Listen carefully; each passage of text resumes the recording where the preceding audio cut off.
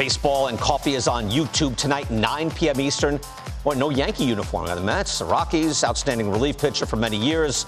Ottavino is your guest. He breaks down a lot of wonky stuff, big picture stuff as well. More big picture stuff with us now. Adam, great to have you back on the program. We look forward to seeing you throughout the year.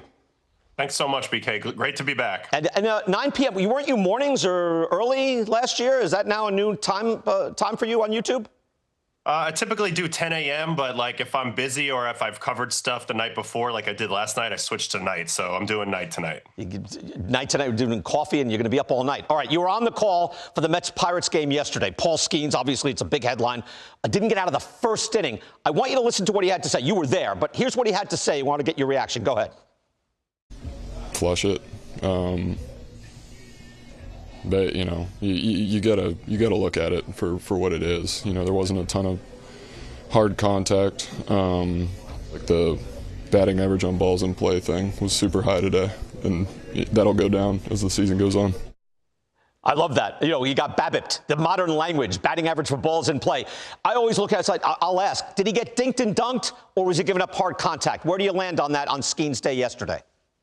I mean, I think there's a lot of truth to what he's saying, but I think multiple things can be true at once. It was extremely unfortunate inning for him on the luck side of things, but he also wasn't quite as sharp as we're used to seeing. He got a couple guys in some two-strike counts, wasn't able to put them away, and that allowed that contact. And, when you make contact, we always talk about it. Crazy things can and will happen sometimes. Also, look, O'Neal Cruz, he didn't sell out O'Neal Cruz with two bad plays. Here's one of them. The sun's in the sky, but you're going to have to understand the sun is going to be in the sky. Actually, you know what, Adam? I'm done blaming O'Neal Cruz now because he's always going to make our run baseball he plays as long as he's out there. It's almost like Jazz Chisholm when the Marlins stuck him in center field. His instincts are not there. How much do you think they need to see before they got to move him somewhere else? I just wish he would have wore sunglasses. The sun's there, so why not take measures to work against it a little bit? I mean, did anybody ask him? I know you were there. Did anybody ask him, or did anybody on the team say anything? That was glaring, so to speak. Why was that? I don't know. We were watching him when he came back in the dugout. He got a couple pats on the butt, and a couple encouraging words, but there was really no discussion there. They just kind of moved on from it. Great. I don't need the pat on the butt. I need sunglasses.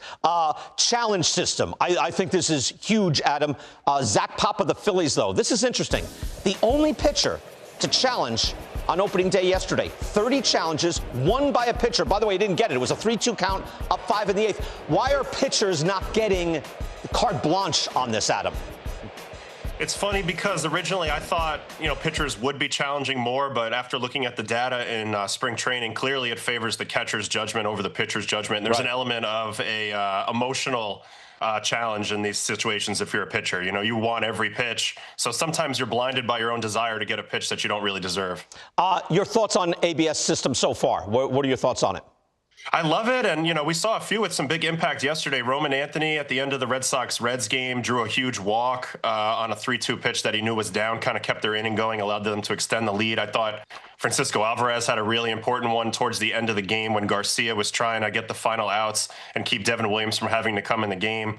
So I think it's big. You're seeing some counts flip, and you're seeing the power of the count, and that's really the main driver of run scoring in baseball. Yeah, I think we're going to see guys start to do it earlier in counts and not just worry about, it's a close game or anything, because it changes the whole equation. Do you think we'll reach a saturation point? Earlier I said it's kind of like Larry Bird shooting threes. He only averaged 2 per game. He should have been shooting 20 per game. Or do you think it keeps increasing, or because you're only allowed the 2, unless you're successful, do you think it's a saturation point where you can only challenge so often? I think that has to be earned individually. You can't just haphazardly challenge everything in low leverage situations early, or you're going to lose your challenges probably. So if a guy earns it, if a guy's showing great knowledge of the zone and he's consistently really good at it, 80% or better, I think then you give him the green light and you just kind of go from there. Yeah, we went through some big names, some big teams earlier. I know you have an impressive under the radar starter. Give it to us. Oh, my goodness. Jose Soriano. I tuned into the game last night to actually look at Hunter Brown start, and then I got totally distracted by Jose Soriano of the Angels.